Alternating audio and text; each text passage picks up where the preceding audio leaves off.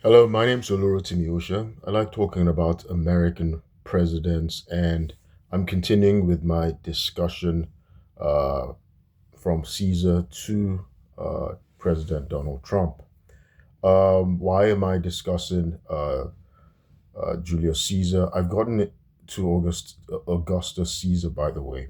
But why am I discussing the Roman Empire and President Trump? Because, well, a lot of our features, attributes, our system, we copied the Roman Empire, right? We have a capital, we have a Senate, right? That's from the Roman Senate. So a lot of our systems, right? Um, our ideals, our bureaucracy, um, we have a lot of similarities with the Roman Empire, and we copied them again, quite frankly. And just like the Romans, right, we currently have the most powerful military in the world, um, the most advanced military known to mankind. During the Roman era, the Rome's military was the most advanced known to mankind at that time, and the Romans were very warfaring people, which uh, America is, right? They don't build such a uh, an extensive, vast military capacity, not to be a warfaring people, right? So it would be contradictory, right?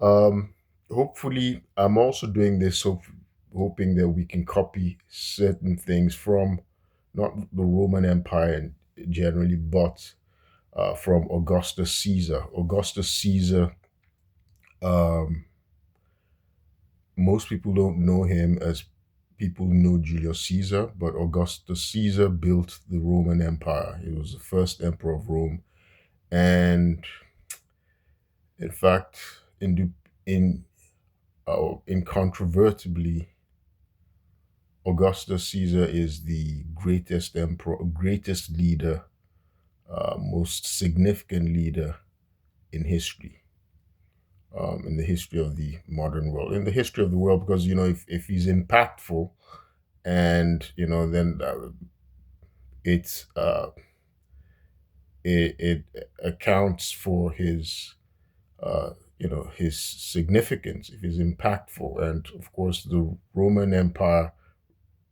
remains impactful for us today. And of course, the founder of the Roman Empire, uh, was Augustus Caesar himself. By the way, I had mentioned in an earlier video that Augustus never used, the name Augustus used during his reign was Julius Caesar. So Augustus was, his grandmother was the sister of Julius Caesar. So Julius Caesar had adopted him as his legal heir just before he was assassinated by the senators. So I'm good today. I'm going to look at what Augustus did, right?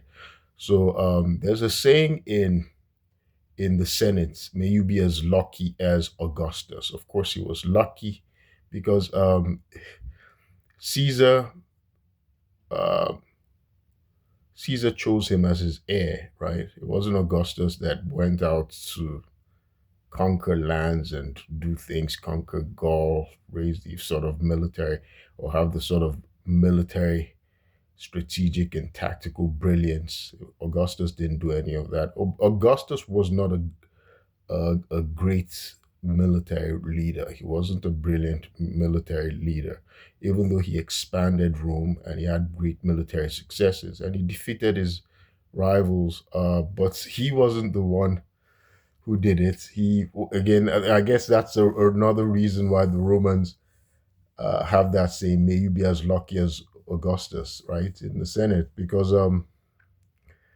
Augustus, even though he wasn't a brilliant military leader, his best friend, who was loyal to the end, Agrippa, was a brilliant military leader, right? So Augustus was very fortunate. He was the great nephew of Julius Caesar, who went out to conquer the lands and defeat his rivals and made himself dictator for life. And all he had to do was just transfer, you know, designate Augustus as his heir. But, in order to keep it, right, in order to keep what he inherited, he still needed ability, right? He needed ability, he needed shrewdness. He was just a 19-year-old boy when Caesar died. He was a kid. Um, and there were other people who wanted it. The Romans, the senators, there was cloaks and daggers. They were very full of intrigue, and they were backstabbers. They'd stab you in the back. It was Caesar's friends that killed him, right? Brutus, his colleagues, the senators, they killed him. People he had pardoned, and here was this 19-year-old. They'd killed the tyrant, and now the 19-year-old had inherited his wealth and wanted to be their leader. No, and of course Mark Antony, who was a relative of Julius Caesar as well, and who was actually a brilliant general himself, who felt entitled, who thought he should have been the heir of Caesar because he was the one who set the crowd against the senators. The senators, when they killed Caesar, they thought that they would be hailed by the Roman populace, right, by the plebeians. But without realizing that the masses loved Julius Caesar. So instead, they tore some of the masses went to burn down the Senate building, and they tore some of in fact, they beat up some of the senators and actually ripped them apart, literally, just killed them, and so the senators had to flee. They had to flee, and of course there was the ensuing civil war. But it was Mark Antony that gave the brilliant speech that incited the masses. And of course, Mark Antony underestimated, um, uh, Octavian. Octavian is the name of Augustus Caesar. Now, Octavian was his given name, was his name. Augustus, again, that was a title that he got later on when he'd shown that he was superior to his rivals. He had defeated all his rivals, and he was now the only one. Um, and so Augustus is revered one. So it was a designate, was a title that the Senate awarded him. So what I want to talk about is the brilliance of Augustus as a leader. That's the Augustus Caesar was the most brilliant, genius leader in the last 2,000, 3,000 years. I'd say 2,000 years because I'm sure many people would want to debate, speculate on the kings in the Bible, like King David. King David lived about 1000 BC, so that's 3,000 years ago. While Augustus, his reign was from 27 BC to 14 AD. So he ruled for a very long time, and his rule was called the Pax Romana, right? The peace of the Romans. And I'm going to get into all of that now. Um, so there are people who probably think that the kings of the Bible, or Moses, or David, maybe those were the greatest leaders, but those weren't the people leading their people. It was God who was leading, right? So in terms of just human ability, we don't go into the supernatural of the Bible. If we go into just historical attributes, then Augustus is probably the greatest. Well, there's also Genghis Khan, but Genghis Khan's, Genghis Khan of the Mongolian Empire, right? The Chinese Mongolian Empire. His empire fell apart as soon as he died. Augustus built something to last, and he was focused on it. He built something that lasted 1,000 years after him, much longer. And apart from that, we still have the legacy of Rome today. The languages that we speak, the Romance languages, right? They're from the Romans. So the Romance languages are French, Spanish, and these languages, they filtered into English. So a lot of our English words are actually Latin. Our court system, the legal system, many things, our literature, our laws, many things that we use the systems of government, right? Augustus created the imperial system, and so we continued to use a lot of things from the Romans. So they left a legacy. So it's a reason, one of the reasons, apart from the lingering, continued legacy of Rome, of the Roman Empire, even while he was emperor, there were things that Augustus did that were amazing, which established and secured the empire. And I'm going to get into those things now. Um, Augustus eliminated his rivals. He was very lucky that he had Agrippa, his very close friend, who was a great general. Um, but once Augustus had eliminated his rivals, right, he decided not to continue wars, right? So the Romans, they started since the 8th century, and they were just known for constantly fighting wars and expanding. And of course, after they did away with the kings in 529 BC, they had the Republic. And it was a republic that, so during the Republic, it was basically the reign of senators and, consensus building. And that was what Julius Caesar overthrew. He did away with that. And they had all these civil wars. So, and Rome was a stratified society, right? They had the senatorial class who had real power. They had the plebeians. The plebeians could vote. Um, and then there were the slaves that they owned.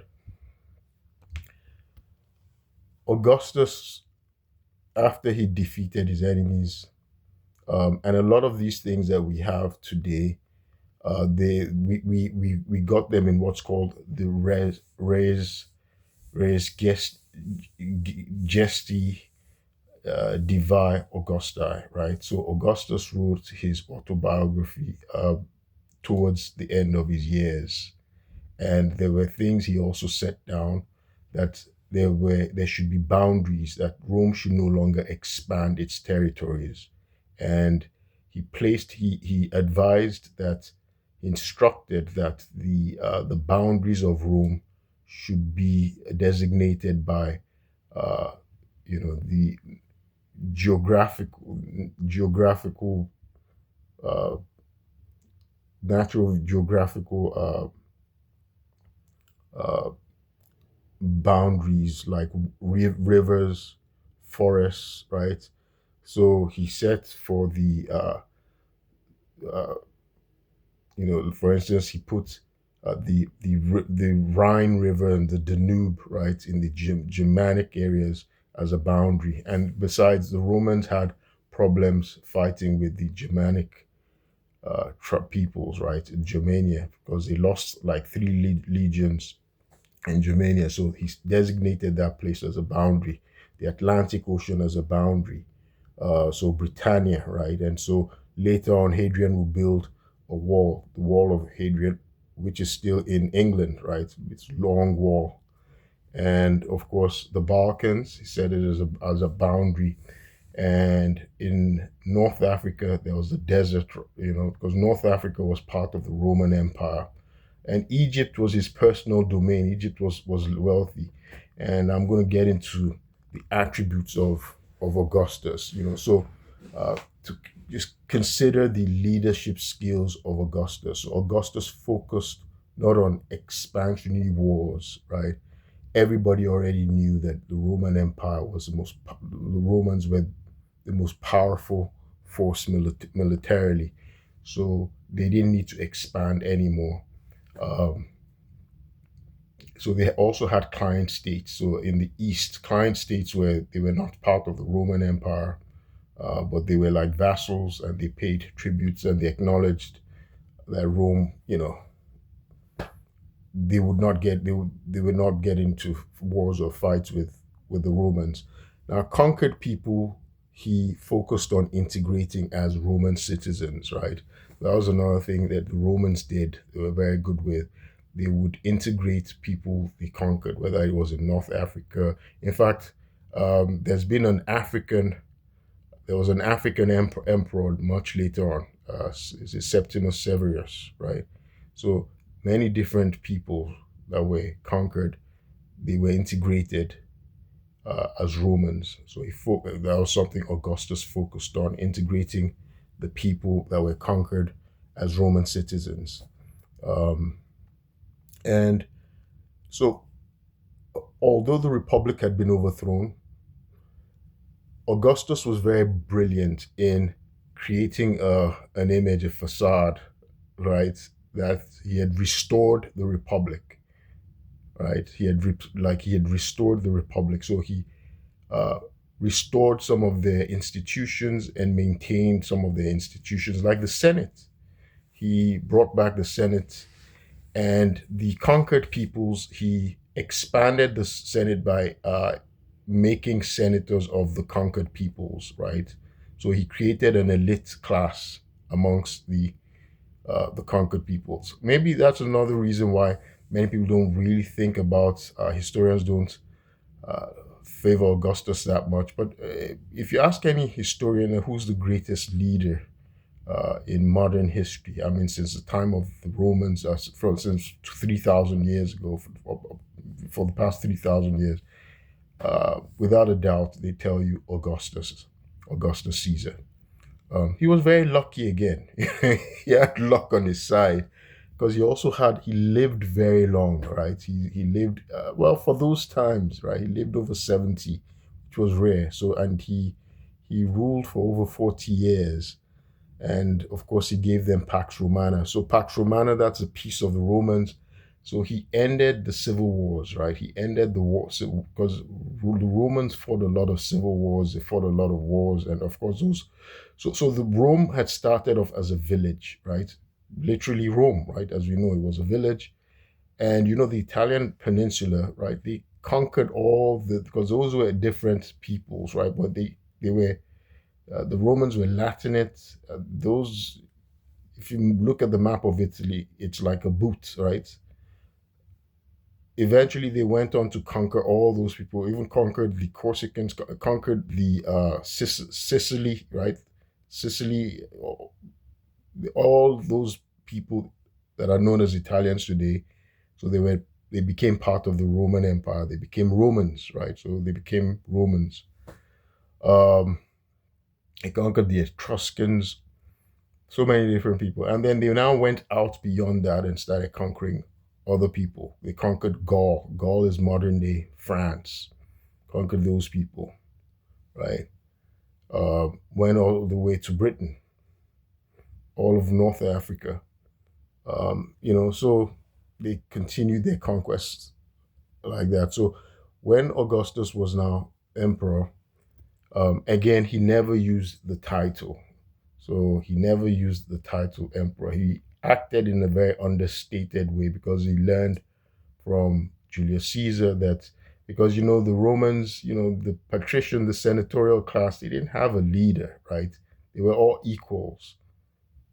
And all of a sudden they have somebody who's their emperor, like a king, and the Romans hated kings. It was they start suspecting you are king, you're trying to be a king. Of course, eventually that's what they got, from his successors, the emperors. You see the pomp and pageantry, it came back. But Augustus first solidified that system. He made it. He solidified the architecture first of all, so that nobody would dispute it, so they would just accept it. But he didn't flout it in his own lifetime, right? So he was just working behind the scenes, creating the system, and he didn't flout it.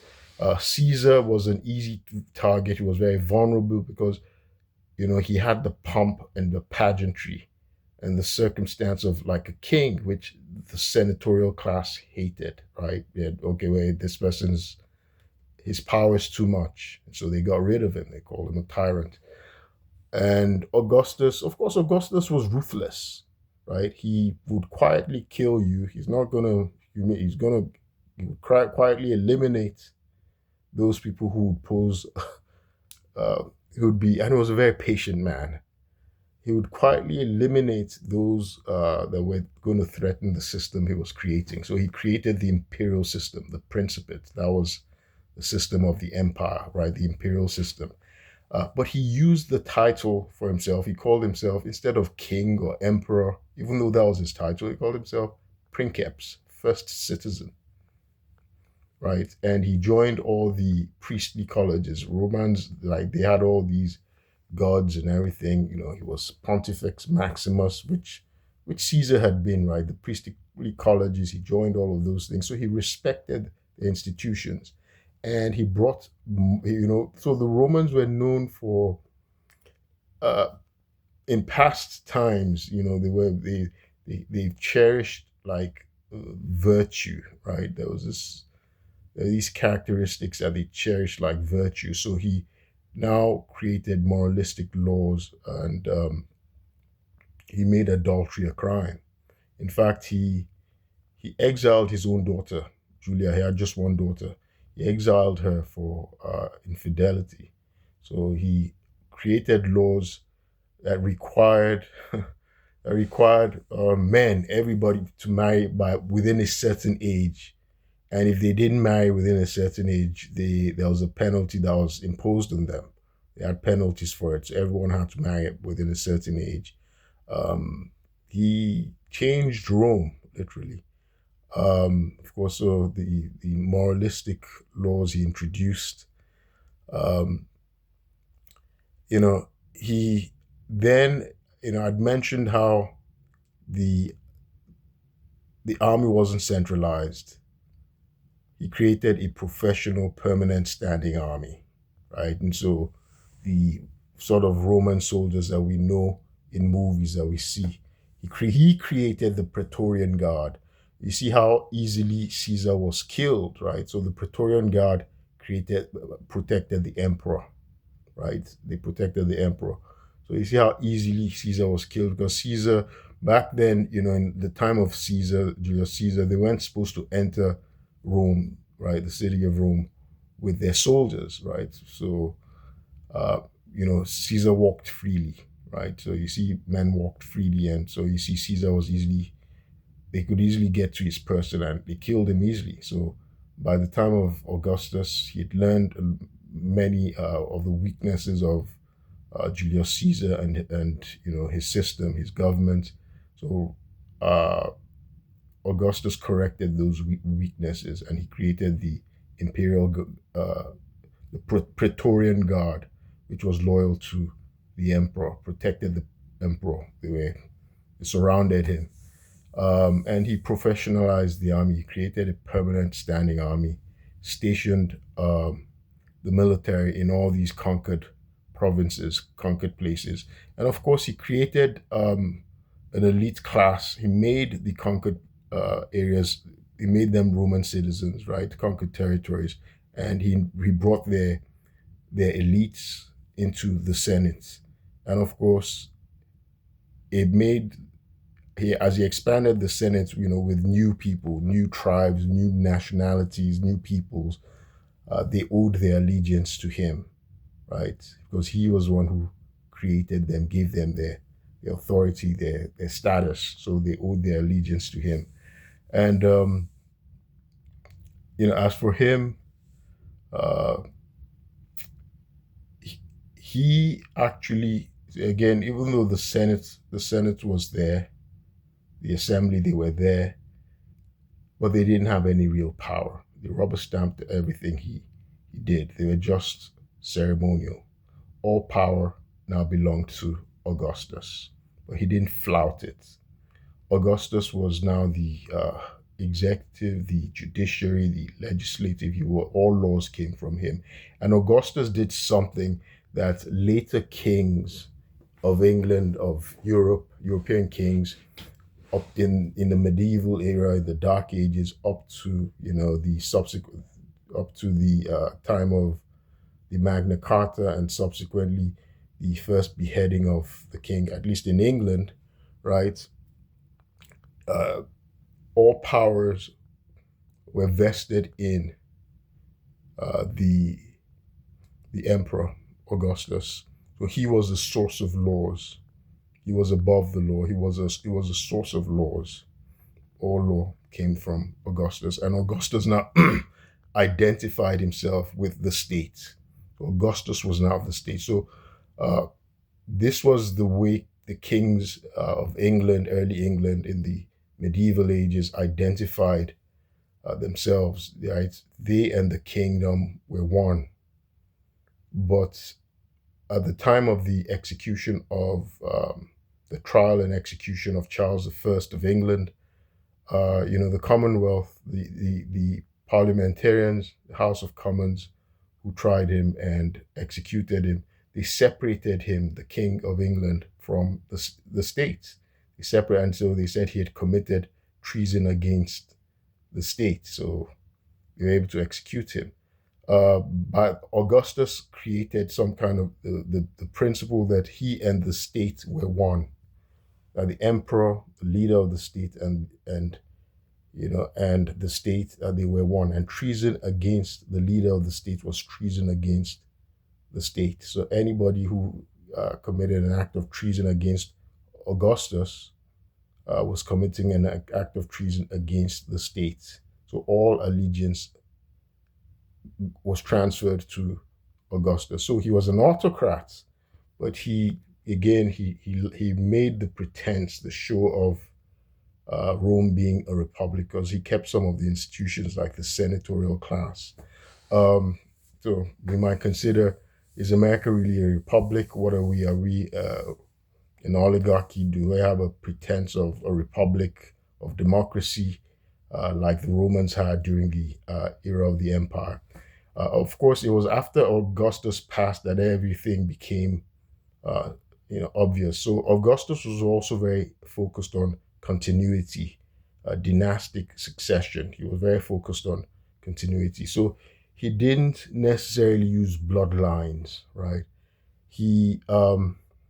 Of course, whoever was going to be heir had to be close to the imperial system so they could see, they knew, they were familiar with the system, the imperial system, and how it worked, right? It wouldn't be somebody who doesn't know the intrigue of the courts, the imperial system, and they'd be lost, or they'd be hoodwinked, or they would be eliminated. So he was constantly looking for an heir. He had just one daughter, Julia, and he had a very shrewd wife, and he had a stepson, Tiberius. Tiberius would end up being his heir. So Tiberius was the step brother of his daughter, Julia. So he he tried to make Agrippa and or his heirs his successor, because Agrippa was such a loyal second in command. Agrippa was his best friend, who was his um, the most strategic general who helped him with his wars. And some equality leaders should have is, good leaders know how to spot talent, and they develop that talent. They don't see good talent as rivals. They develop them for whatever it is, what organization, entity, or system that they're building. And this is what Julius Caesar did. Julius Caesar, was spot on in uh, designating Augustus as his legal heir. He adopted him as his legal heir, and in fact, it was he. Julius Caesar was also significant in making Agrippa. Agrippa was a plebeian. Agrippa didn't come from a patrician class. He was a plebeian, right? But Julius Caesar noticed the qualities of Agrippa, and he chose him and sent uh, Augustus, his name was Octavian then when he was a boy. He sent Octavian and Agrippa to school together. He sent them off to the Greek city states. So the Romans would go and learn in the Greek city states then, which were now part of, they had been conquered by Rome, by the Roman Empire. Apollonia went to go and learn under the Macedonians. So, so that's how Agrippa and Augustus became best friends, and they remained lifelong friends. And uh, so Augustus was tried to make Agrippa, or He actually married Agrippa off to his daughter. So Agrippa became his son-in-law. So even though Agrippa and Augustus were the same age, but he saw the qualities of Agrippa, and so he Agrippa married Augustus' only daughter, but Agrippa died young. But Agrippa had several children with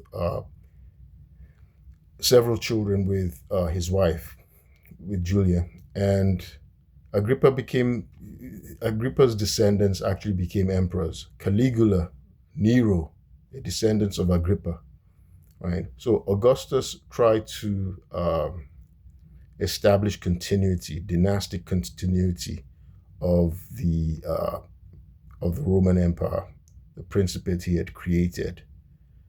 Um, Now, interestingly, he brought about bureaucratic reforms, right?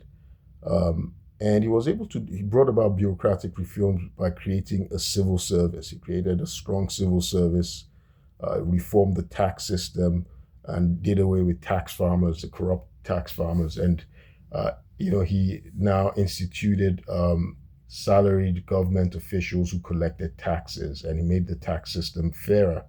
He created a police system, the first fighting fire brigade, firefighting system in a city. He created that. He created a police system, of course, and um, as I said, he created the Praetorian Guard that protected the emperor, right? And he gave the standing army a regular salary, right? And he gave the standing army a regular salary. And then he became a patron of the arts, right?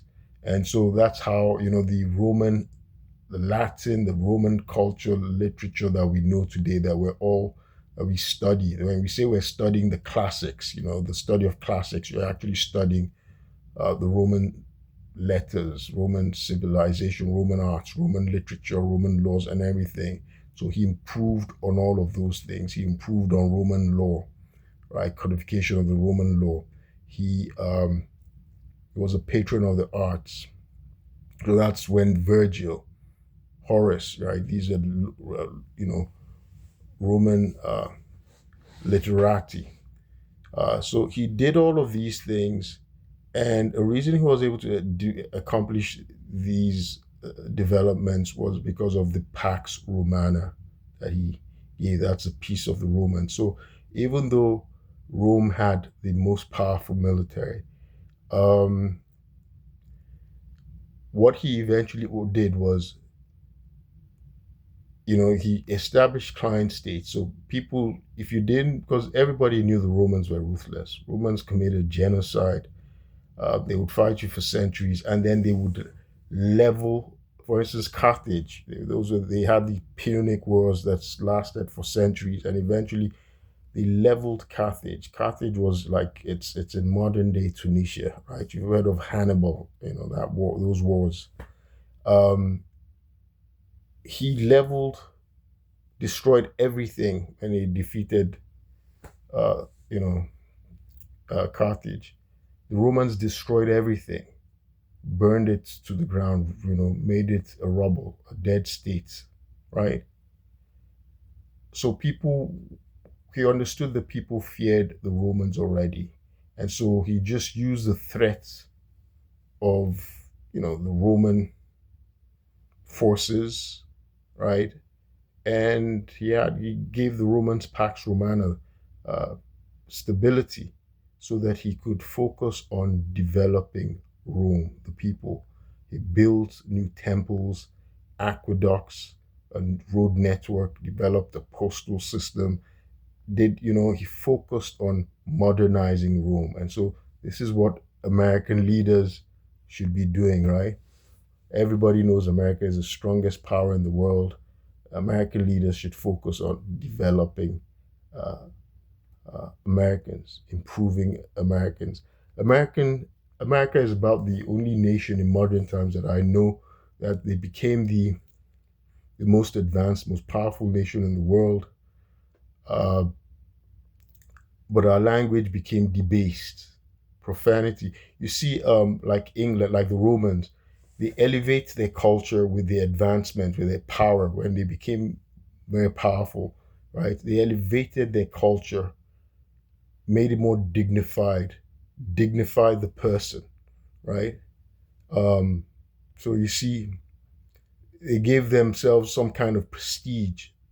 They didn't make themselves profane. They didn't make their people, their civilization profane, right? So you could see Caesar, the name of Caesar, the Romans civilization became so prestigious that other nations adopted that title Caesar as uh, you know as a designation for their king or emperor, right?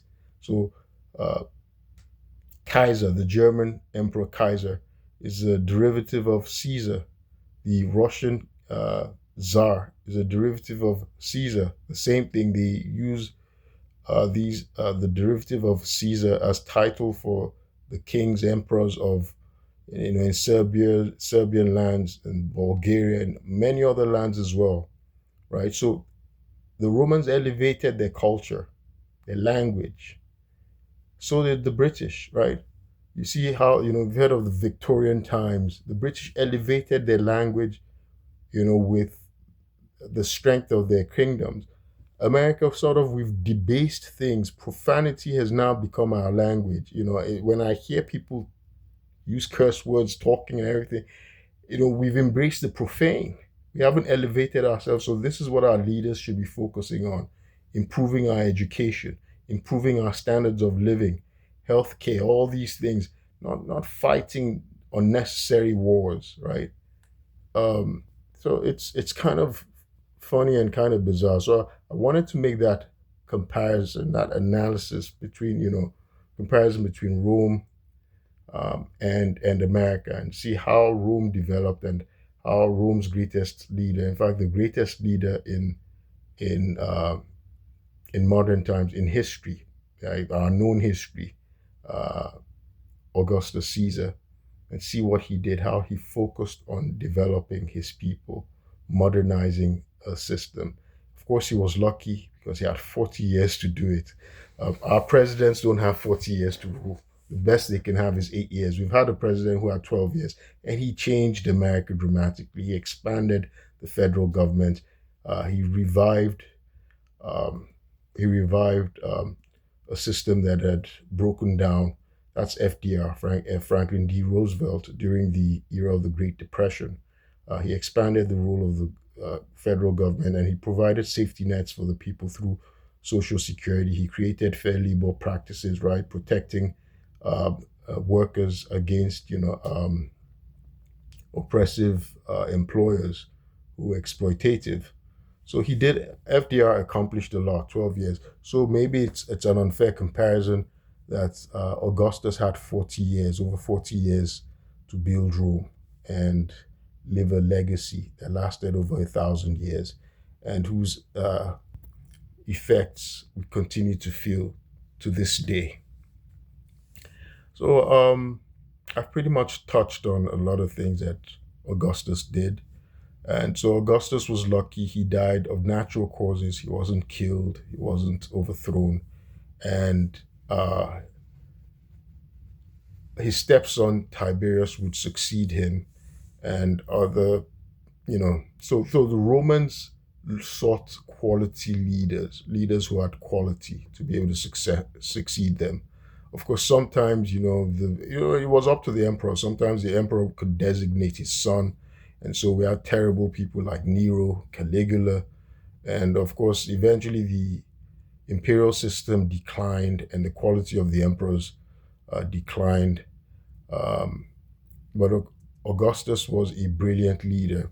A leader that came up that was very good later on was not actually Roman. He was a Spaniard, Trajan. And so they say Trajan was actually the best Roman emperor. That's because, well, he was successful. What he didn't create, nobody can be compared to Augustus, who created the system. Uh, Tib, um, Trajan was good in, he expanded the empire successfully. So um, Rome reached its largest territorial extent under Trajan, and Trajan would go to war. He was also a brilliant military general, right? Because he would go lead the army personally, right? So he took risks, so it made the Romans admire him. And interestingly, he wasn't a Spaniard. He was a cousin of Hadrian, who built the wall in England, right, in Britain, Hadrian's Wall, to establish a boundary beyond which the Roman Empire, should not continue to go. That the empire should have its limits, right? And so America should think of the leaders of Rome, like Augustus, and think about their qualities, how they built the Roman Empire. So interestingly, something I want to quickly mention is, so when Augustus was Octavian again. Augustus inherited the wealth of Julius Caesar. Julius Caesar had conquered all these places and had so much gold. I think by the time of his death, he was probably the richest man in Rome. So the richest man in Rome during the first triumvirate, when Caesar was still a young man, uh, was Crassus. So Crassus had sponsored Caesar, but Crassus died. Um, and Caesar, by the time he was killed, was probably the richest man in Rome because of his conquest. He had gone to conquer gold, got all that gold. You know what? Which Augustus inherited. His name was Octavian at the time. When Octavian inherited this wealth, Octavian decided to distribute it amongst the people, the plebeians. So Octavian was very shrewd. When you take Caesar's money and you give it to the people, of course, the people are going to virtually worship you, right? They'll be eating out of your hands.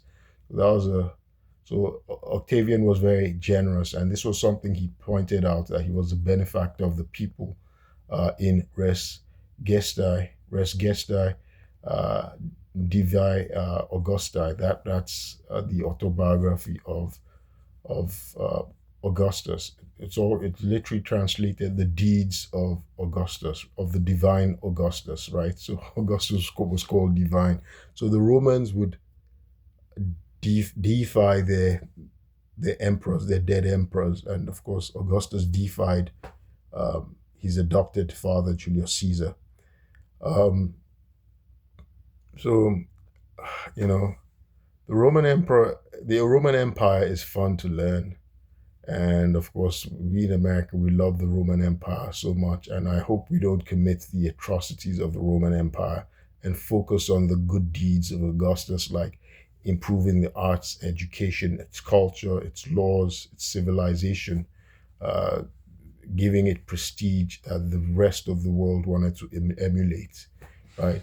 So that's something that we should do. And he built client states, he built allies. So even though the Romans were very strong, he built allies in the East, client states of their former rivals, like the Parthian Empire, right? The Parthians. So that's something we don't want to alienate our we don't want to alienate our allies. If we alienate our allies, they can gang up against us, right? Nobody successfully ganged up against Augustus, right? Augustus lived to his good old age and died of natural causes. Um, so, and be like Augustus and focus on building the infrastructure of your nation. That's what our leaders should do. So Augustus built, the temples, public, focused on building, public works and aqueducts and all of that. And that's what our leaders should be focused on doing. Otherwise, if we alienate our enemies, they'll do to America exactly what the European powers, they were called the Big Four then, when all the European powers ganged up against another adventurer, Napoleon Bonaparte, who was a brilliant uh, military strategist. But when everybody gangs up against you, Well, what are you going to do?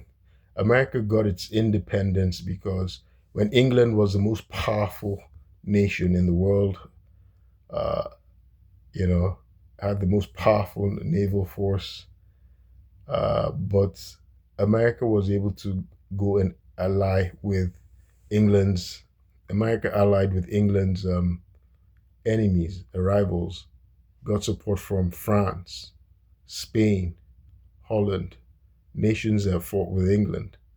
When everybody gangs up against you, and no matter how powerful you are, they're going to bring you down. And that was what they did to Napoleon Bonaparte.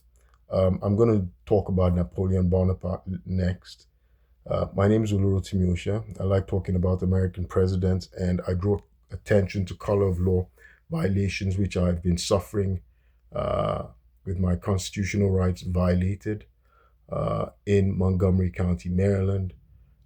They've abused the process, and it's been a miscarriage of justice, human rights violation. I was raided by barbaric cops who almost killed me on May 16, 2023, in my home without probable cause, without an arrest warrant. They raided me, falsely imprisoned me, shot me, tasered me, dehumanized me. I'm somebody who comes from a dignified home, and I carry myself with dignity. But these racist cops, barbaric racist cops in Montgomery County, Maryland, instigated by a racist cop, Sergeant Charles Drengwitz, in order to obstruct justice. A racist cop also shot me. His name's Police Officer Jeffrey Ray. He's a bloodthirsty, crooked cop who's known for assaulting people. There are charges against him, for assault before, and they kept him on the force. And he assaulted me, raided me, falsely imprisoned me, assaulted me, and after a demented old man, demented evil man, Jide Warere, impersonating himself as my family when he's not. He'd been instigated by rogue agents of the Department of Defense and Department of the Navy to impersonate himself as my relative and to fabricate an emergency evaluation petition, which I was never given notice of. And so that was a pretext. They used a crooked judge, Judge Bibi Berry, who graduated from Howard University, where Jide Iware has been a professor for the past 40 years. His children are lawyers. I don't know, I haven't had a day in court. This has been 3 years now. This is the third year in which my rights have been violated. I've been prevented from seeing my mother. My mother's 84 years old. She's going to be 85 in a few days, by God's grace. I haven't been able to see my family. They're in Nigeria. The state of Maryland raided me, assaulted me, dehumanized me so that they could destroy government records, which I had against Jamie A. Simon and Kirsten Risberg, that they committed misconduct and acts of moral turpitude. And they raided me, abused me, removed me naked, dehumanized me, took videos, recorded me naked in handcuffs to dehumanize me like barbarians. And so we're seeing that, the barbaric ways our government is treating people outside.